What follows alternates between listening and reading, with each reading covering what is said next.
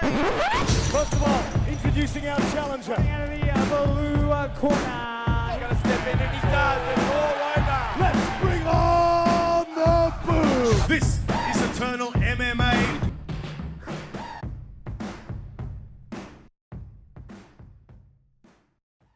All right, here we are back with another episode of the Eternal Insiders Podcast. And joining us today, one of the men set to compete in the co-main event slot of the upcoming Eternal 96 card when he takes on Connor Birch for the Eternal MMA Interim Championship. I absolutely cannot wait for this fight. And I'm equally looking forward to this conversation with Blacktown's own, Australian top team's own, Matty Iann. Kind enough to join us on the show here today, all the way from Thailand, mind you. So I appreciate the time, brother. How are things kicking off for you, man? We're getting close to the fight. You're deep into training camp. How are things progressing for you in the lead up to this one? Yeah, everything's going good over here. Been here for about just over a week now, and we've got a good little base going here. Got some good coaches, got some good training partners. Everything's good. Just the weather's a bit wet, but doesn't stop me. Yeah, the wet season, we're just talking a little bit off camera there. It's the wet season over there at the moment. So a little bit of adversity while we're over there in Thailand, but I'm sure it's still a good vibe nonetheless. Yeah, no, it's not nothing major. It's off and on. It'd be sun out, 40 degrees. Next minute, it's pumping down rain. Nothing like running outside in the rain. Yeah, true, man. True. I'll leave that to you, though, so I won't be doing any of that myself. But how long have these been a part of your training camps? Is this something, as far as going over to Thailand, is this something you've just started doing recently? Have you been doing this for a while? Like what's your situation been in terms of splitting up your training camp? No, this is something new. We just thought it would be good to throw some new coaches in the mix and have a new corner, new training partners, just to develop my game. Really, I was getting comfortable where I was, and we just wanted to mix it up and get away from everything. Yeah, sure. And I saw just like looking through your social media and some of your posts and everything, like some of your coaches there. So I'm not familiar with the guys. Coach Yuri, I wanted to say. Yuri? It's Yuri? Yeah, I thought I was pronouncing that right, like, because there's an S on the end, but I'm like, I bet it's Yuri, like, you know. Yeah, it's Yuri, yeah. He's one of the coaches down at Tewa's Striking, which is down here in Charlong, Thailand. And there's the head coach, Eric Ermik. They're great Soviet kickboxing type of style guys.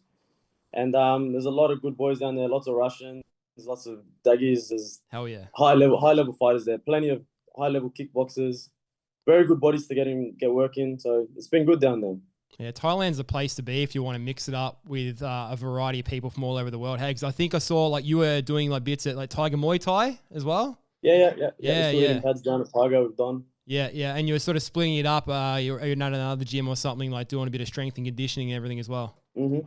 Yeah, so my strength conditioning, I'm still doing that with my coach in Australia, Ethos Performance. It's ran by me. And just so in Australia, I'm there 3-4 times a week and I'm getting in the work with him. They're the best at it. They're the best in Australia. And now I'm just working online with him. So I'm doing my online program with him. I just got down to the gym at Pirates here on the street. And I just do an online program there and I just pump it out in the mornings, doing that 2-3 times a week as well. Have you been overseas much at all, like in general, not even just for like going over and training or anything like that? Like, is this sort of one of your first stops as far as getting overseas to train, or have you been to other places? Training-wise, this is probably the only place that I'll come and train. Yeah. But I've traveled a lot. Okay. I've been around Europe and stuff. But training-wise, yeah, just here. Yep. And first impressions, man, like you said, it's your first time over there, like something that you think like off the bat that this is something you like to continue going forward? So I've been here before. I've been here about 4 times. But sorry, my apologies. Okay, yeah. Yeah, no, I've been here before. I've trained with the boys here plenty of times. But pre-fight, when it's coming like close to a fight, because I'm coming straight from here straight to the fight. So it's the first time doing an actual fight camp here, where I've done training camps here, and I've spent holidays. Sure. Once I've holiday, you know what I mean? Yeah. But yeah, I've been here before. I love it here. The lifestyle is amazing. The energy here it's great. There's like-minded people everywhere. No distractions. The lifestyle's it's what I live and breathe. So I love it here. Yeah, good, man. Look, we're going to talk all about your career up until this point. You've had an incredible start to your career, 2-0 as a pro fighter now, coming into this fight for the interim Eternal MMA Bantamweight Championship, which, like I said at the top of the show, man, absolutely looking forward to this fight. This fight, look, I don't want to say flying under the radar, but I only sort of say that in terms of the fact that, you know, you guys are still so young in your pro career, still at 2-0. But, I mean, for those that are in the know that know about this fight, there's a lot of buzz around it, but like, my God, I'm so keen to get more and more people invested in this card and what this fight's all about, because it's just so high level. But I'd love to just sort of go back to the start before we talk about all the good stuff sort of coming up. You actually started in kickboxing before you got yourself into mixed martial arts, but the plan for you was you knew you'd always end up in mixed martial arts. Can you just talk a little bit about that journey, like knowing that you wanted to eventually progress into mixed martial arts, and why you decided that mixed martial arts was going to be for you and leave kickboxing behind? Well, growing up, I have 2 older brothers, so I've been fighting for my life since I was a little kid. Yeah. But yeah, I was about 12 years old, 13 years old, and I since young, I've been watching UFC forever. But when I was about 12, 13 years old, I jumped in the kickboxing gym, had my first kickboxing fight when I was about 13. Had about 20 amateur kickboxing fights, a couple Australian titles, under some coaches in Blacktown Full Force Gym. Reinhard Badado, Von Badado, Michael Badado, 3 world champion brothers. They're probably the best in New South Wales to be coached by for kickboxing. Back in the day when I was there, it was a fucking killer of a gym. We had fucking world champions left, right, and centre there. It was a great start to my career. And then I always knew eventually that I wanted to venture over into MMA. So when I had my first amateur fight, I had 0 jiu-jitsu. My first amateur MMA fight, that we did 0 jiu-jitsu. The most amount of jiu-jitsu wrestling we did was hitting pads, and he would yell out sprawl, and I would sprawl. So I went into my first amateur MMA fight against the 26-year-old blue belt. I was 17 years old. It was in a ring. I was just a kickboxer, and I ended up winning it by 2nd round TKO ground and pound, just because I knew how to punch someone in the face. But yeah, so I started off kickboxing, got into MMA, had a few MMA fights, amateur, out of that gym still. And then from there, I kind of realized I need to get some jiu-jitsu in. This was about 18 years old. I needed to get some jiu-jitsu in. I needed to learn some wrestling. And I actually came to Thailand because I felt a little bit lost at that point on where to go and what to do. So I came to Thailand for a month or so. And back then I was sparring with Matty Iann, a lot of high-level fighters here, a lot of the Chinese UFC PR team were here. This was before COVID as well. And they were all here in that Tiger, and it was just a gym full of killers. And my striking was always there. I always had good K1 striking. That was my base. I was a K1 striker. And I knew there was a hole in my game, jiu-jitsu. And I came back to Australia, and I looked around for the best spot to go, and Australian top team welcomed me with open arms. And I haven't looked back since. And ever since joining the gym, I haven't lost anything. I haven't lost no fights. I haven't lost any jiu-jitsu matches. I've elevated my game so much since being there. It's second fold. It's too good. Yeah. I want to talk about the gym and the guys there and all that sort of thing a little bit later in the conversation. But I mean, you just talk about that and elevating your game in terms of the jiu-jitsu side of things. And I see the term Sujitsu thrown around a little bit as well. I'm assuming this is obviously coming from your coach, Suman Mokhtar, and actually even going back to the conversation that I had with your teammate, Fahud Kalatbar, on the show as well. I think it's one of my favorite guests that I've ever had on the pod. And him talking about just the coach being like jiu-jitsu comps to level up the game plan and that sort of thing. Like, yeah, it's just like, it just sort of seems like the whole gym is just sort of on the come up, like with this well-rounded skill set that you guys bring. Yeah, 100%. Like the end of last year, I think within a month or 2 months, we did like 4 or 5 jiu-jitsu comps back to back. And I think I went 18-0 in jiu-jitsu comps with like 13 subs. And even before my MMA fight, I never did jiu-jitsu comps. I never thought about it. I never really cared. I trained jiu-jitsu every day with Suman and stuff and the boys, but I just never had the desire to want to do jiu-jitsu comp. And then we jumped in, we did it, and I was killing it. So I'm very well rounded. Sound like a strange question, but I mean, as far as like never wanting to look at doing anything like jiu-jitsu or doing any jiu-jitsu comps, do you have like obviously you have an appreciation for it, but is it the side of the game that you really enjoy now? Because you said your background's obviously K1 kickboxing. That's where you really butter your bread. But do you have like a real love for that side of the game now, like getting involved in the jiu-jitsu and the jiu-jitsu comps?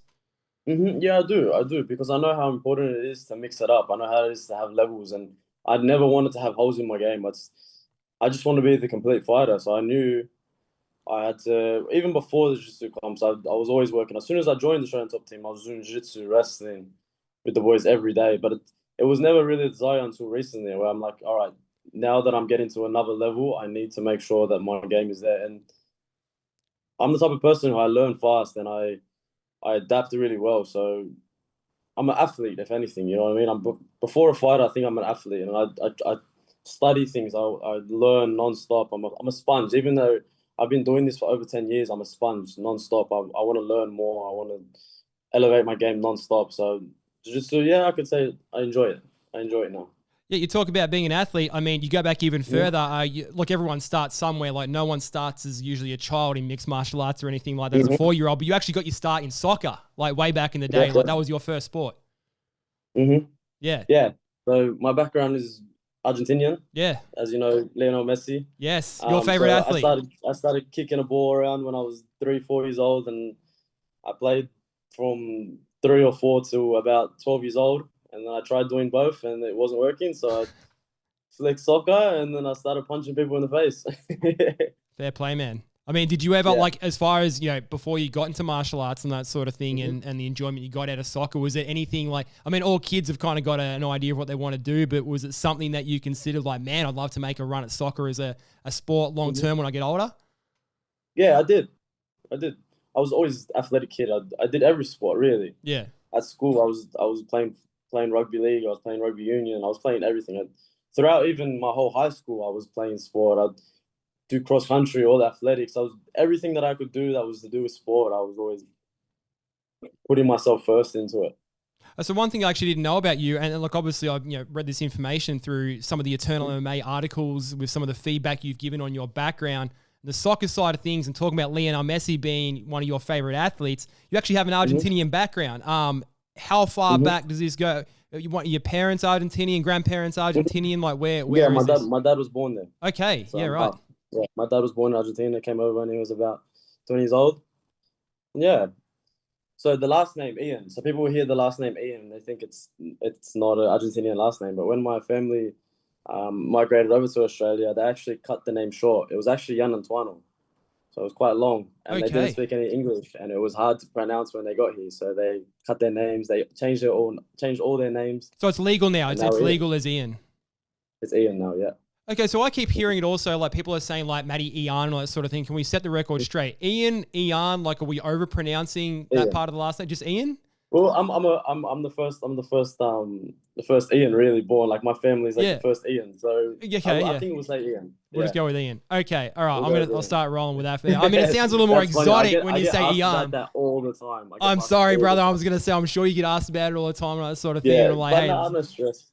Fair play. Okay, cool. All right, yeah. So father born in Argentina. Like, do you feel like, given how close it was, like, do you have sort of a strong connection then to like your Argentinian roots? I would say so. I guess I haven't been there myself. My older brother doesn't have, but it's definitely on my to-do list. Sure. And I can't speak Spanish. My little sister can speak Spanish. Yeah. Okay. But yeah. Sure. It's more the thing that I just need to put myself into it. It's just time. I need to learn it and get closer with it. But yeah, definitely I want to travel all of South America. Really. I want to travel the world. That's one of my biggest aspirations as well. One of my goals in life, to travel the world. Hell yeah, man. Good goal. I mean, look, you're a fan, obviously, of all sport. You're a big fan of MMA. Obviously, you do MMA. I would say that. Not everyone who does MMA is a big fan of MMA, but I know that you are a fan. You are a big fan, man. And just talking about that connection, like, with your Argentinian roots and everything, like, do you have, like, any kind of, like, affinity for, getting involved in watching some of the Argentinian fighters and that sort of thing? That Argentina is actually enjoying a little bit of a come up in the scene at the moment. Yeah. I mean, obviously guys like some young ones coming through. Yeah, man. Like obviously we've got established guys like Santiago Ponzinibbio and that sort of thing as well. Yeah. But we've got Ribovic and all that sort of thing. It was an incredible fight against Zellhuber at that Sphere card and that sort of thing too. Yeah, that was a crazy fight. Yeah, crazy fight, man. Yeah. So like, yeah, do you keep an eye on sort of the Argentinian guys at all, or are you just sort of a fan all around? I'm a fan all around, but if I see the Argentinian flag, I always back it. Sure. Yeah. Big times going on for Argentina at the moment, but Australia as well all around. So, I mean, like, of course, happy to represent both. I was born and bred, so.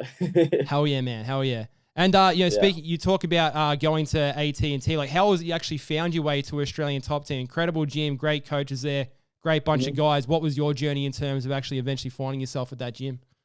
I always seen Suman and Ash Mokhtarian around the fight nights. So I was fighting kickboxing. They had boys fighting on the same cards. So I always crossed paths with them. They're always nice and welcomed me in. Like they always said hi and stuff. And then the gym's 15 minutes from my house, so it was quite easy. And I just went. Even before I actually moved there, I was going down there for sparring days, just to get the bodies in. And eventually, when I realized that I had to move gyms, it wasn't like I had to, but I wanted to.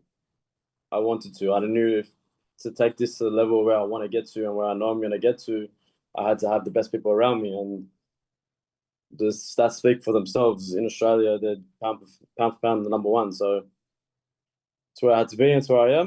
And we keep moving forward. Hell yeah, man. Like I said, some of those guys at the gym, like what an absolute group of personalities and different qualities and that sort of thing that you guys got in the gym in terms of everything you bring to the table with your skill sets and just, like I said, the personalities, Farhood that I've had on the podcast and everything. I've had Ray Quintana on the podcast who, he's just such a different guy to everyone as well. Like, you've just got this, really kind of eclectic mix of just like I said, personalities and just a diversity of guys in that gym. Like, what a bunch. And I speculate the vibes are just always an absolute high there at the gym, just good times. It just sounds like you've landed at a really good team, not just for the skill set side of things, but just for a brotherhood too. Of course.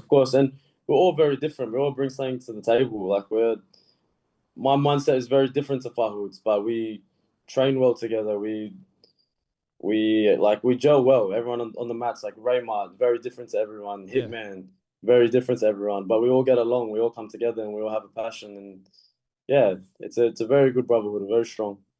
Great start to your pro career. Like I said, 2-0 at this point leads us into this interim bantamweight title fight at Eternal 96. 2 solid decision wins, some great cage experience along the way.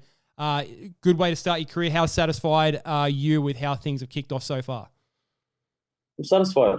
2-0 doesn't sound like a lot, but I've had plenty of more cage time than that, and it's just going to keep showing that I'm levels above all these guys. And look, to me, each opponent, past and future, they're all blank faces. They're all just puzzles to me that I want to figure out. You know what I mean? I don't look at someone and fear anyone. I just look at them as a puzzle with a blank face, and I want to figure it out. That's the biggest attribute of my game, is that I know how to win. No matter what gets thrown at me, no matter what position I get put in, I will find a way to win, no matter what happens. And I'll stand on that, and I'll prove that for the rest of my career. Yeah, I'm satisfied. We talked on the podcast with Matty Bones about your last fight, exactly the fight before. I believe it was your last fight, and just talking about the things that we really enjoy from yourself at this point in your career.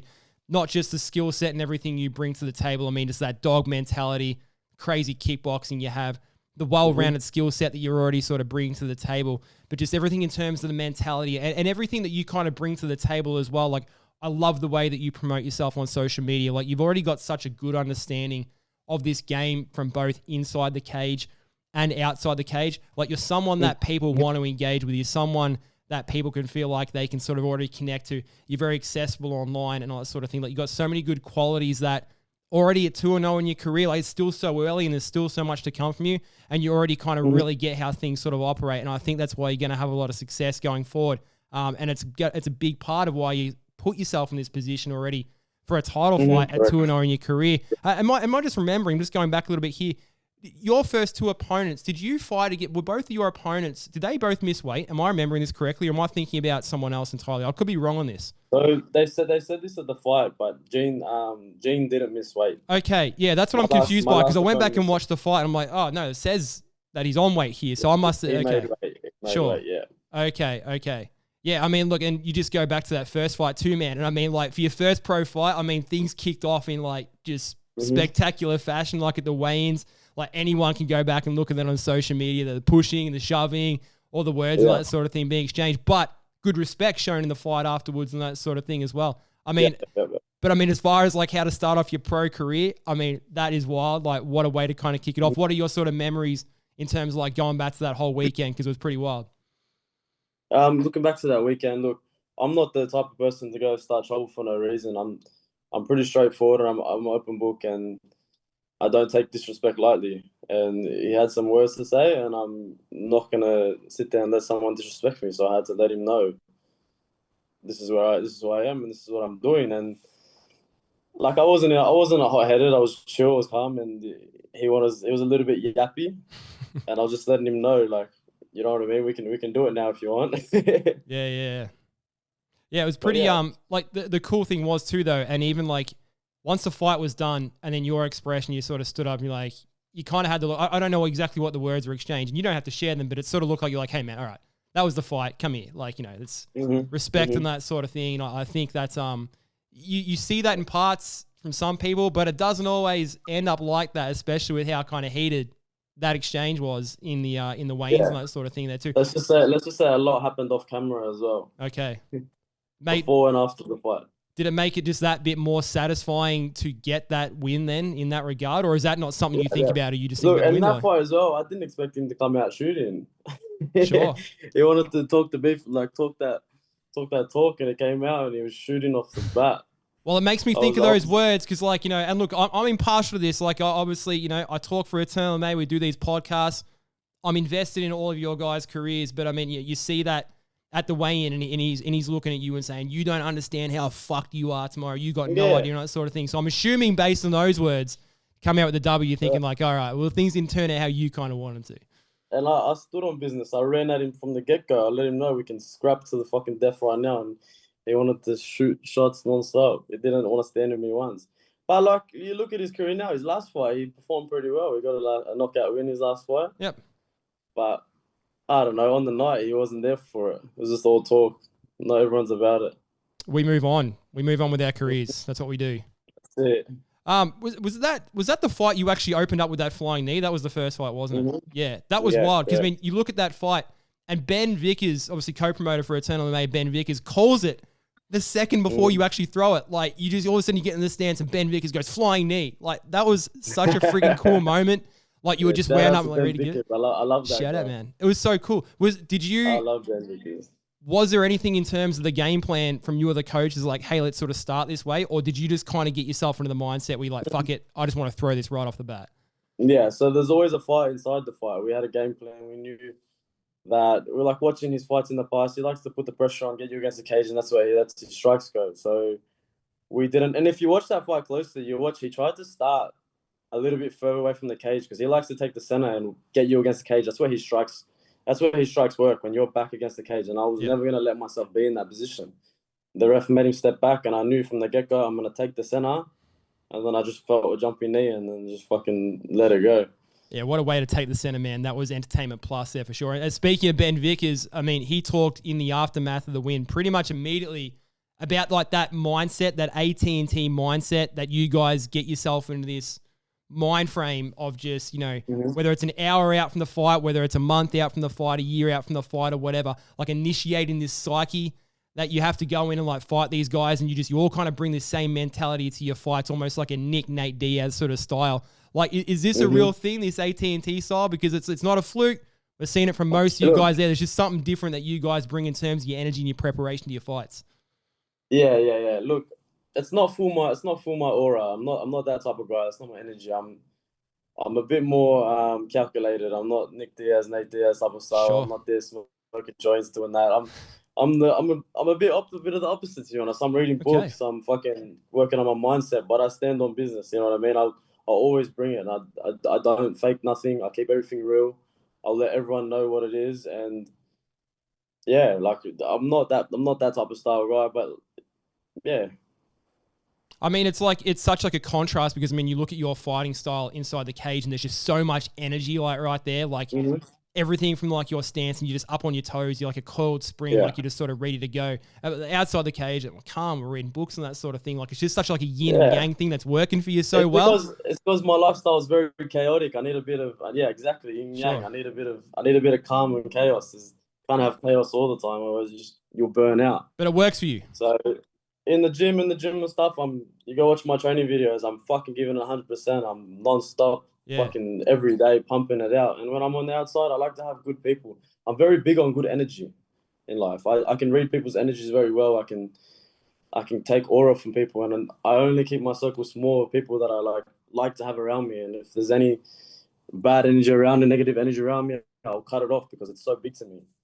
That's a fantastic outlook, man. For sure. I like that little bit. You just talk about kind of the behind the scenes stuff in the gym and everything and watching some of your training videos. I like that little video I saw I think yesterday of the 99%, which is everything in the gym, and then the 1% is like what you see in the cage. Like, such a powerful, cool message. Right. I love that, man. That was so cool. Yeah, exactly right. It's what it is. People just see people see me getting my hand raised. They don't understand. They just see the tip of the iceberg. Like, they just see the aftermath and everything else that goes on. Like, yeah. And I'm all right with that. I'm fine with that. I'm happy to put the work in behind the scenes and do my thing. And yeah. We reap the benefits, man, because we get to see you fight. So, like, I'm cool. If that's all I see is your fights, man. Like, sign me up every single day of the week. My man. Hell yeah, brother. Your second pro fight too, because this is what essentially got us to this fight, which we're going to talk about. But another strong striking display from yourself. Competitive fight, but I mean, ultimately in this fight against Markel Aliasa, too much variety from you. Like, you're striking just on another level. That well-rounded game plan that we talked about ultimately wins out from you in the end. Gets us to this dance, to this point. But just on this performance in particular, what were your sort of thoughts on that performance? Because just another strong showing for you, another great 15 minutes in the bag. Can't believe that he somehow survived getting knocked out by you with how quick and how powerful you are, but just your thoughts on that fight in general. Like I said earlier, there's always a fight inside the fight, and I knew what he brought to the table, and I knew what I had to do to nullify his strengths and capitalize on his weaknesses. So go watch his amateur career. He's knocking everyone out. He's swinging haymakers and putting people to sleep.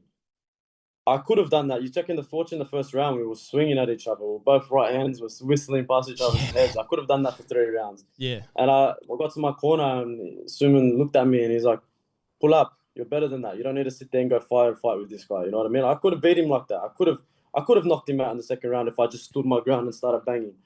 Why take the chance when I know that I'm levels above him? No disrespect to Markel. He's a great guy. Yeah. Hats off to him. We've got a great connection now, but I know I'm levels above him. I know I'm levels above any other bantamweight in Australia and soon to be the world. It's just I wasn't going to stand toe-to-toe with him. So there was a fight inside the fight. I really knew what I had to do, and the rest of the fight, I showed that. I took away his game. He said it after. He's like, I didn't know what to do. He was mind blank. I took away his game, and I just worked on what I had with myself, and then, got the win. That's incredible, man. And I mean, that's another thing too that I didn't talk about as far as everything you bring to the table, your IQ and just that maturity to know that you could be in the pocket sort of swing, but like, hey, let's just pull this back and let's do this a smart way. Big reason why I know you're going to do big things in your career, man. Like, it's just a complete package and so much more to grow, like so much more to see from you. Like I said at the top of the show, like, I cannot wait for this fight.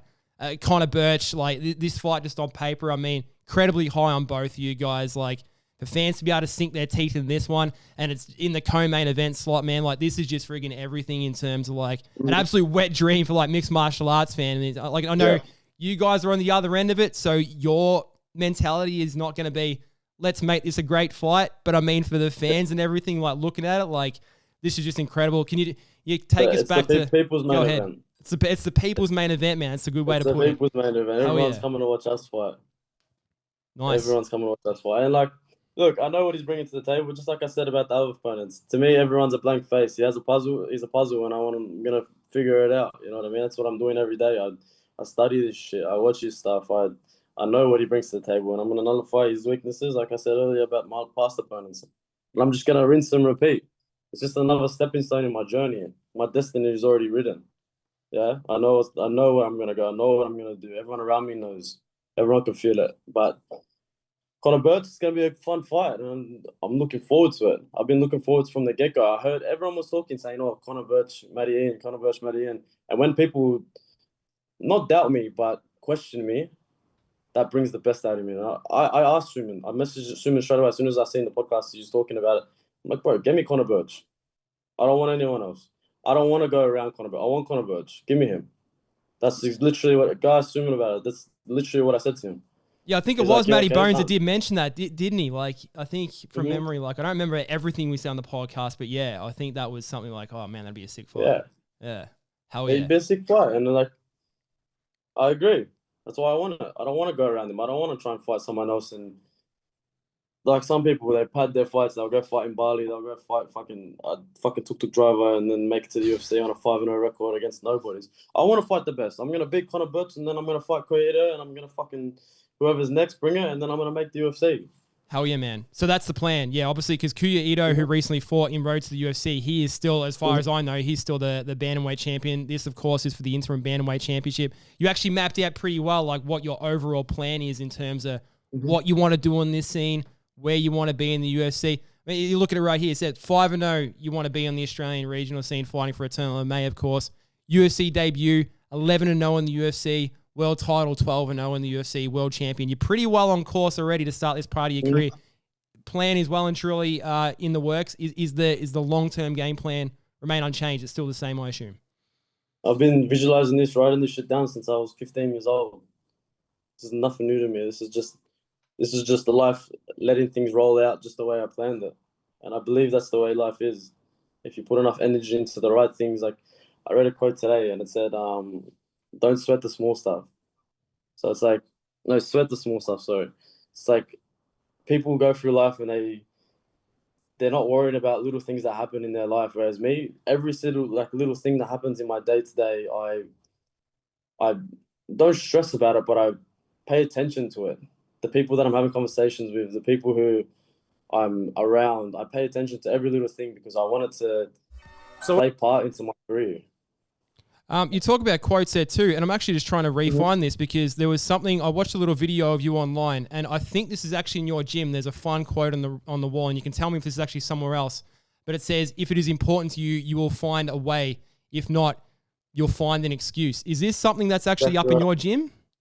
Yeah, it's up on the wall. That's a great quote, man. I actually I saw that and I'm like, holy shit. Like, and I started thinking about some things in my own life. I'm like, oh, God damn. Like, and it really, that kind of quote makes you like think like, yeah, what do I really kind of want to do? Like, am I finding excuses? Like, what's sort of going on? That's a powerful quote in its own right.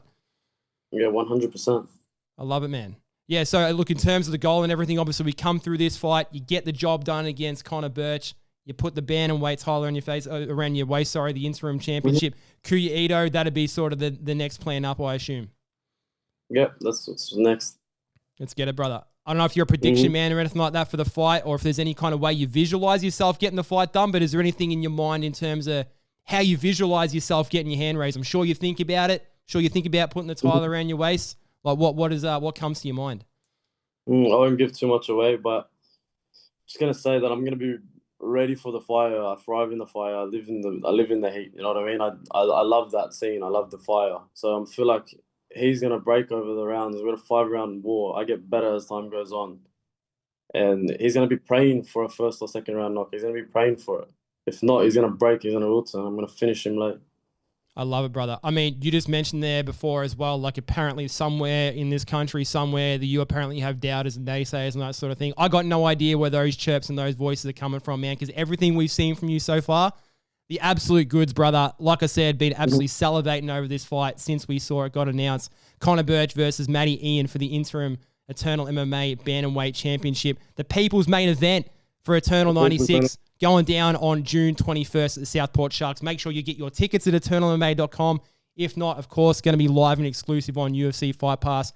You don't want to miss this one. This is an incredible card. This is absolutely the fight to watch. Two of the best up-and-comers in this scene right now, not just in the bantamweight division, but right across the board. And brother, thank you for your time here today. Like we said, all the way from Thailand. Appreciate the time coming to talk to us about this fight, and all the best, man. Cannot wait for it to go down. And we'll see you on the other side, man. Hopefully for yourself with a belt around your waist. Come back on the show and we'll talk about how you got it done. Let's do it. All right. Thanks for the call, brother. Appreciate it.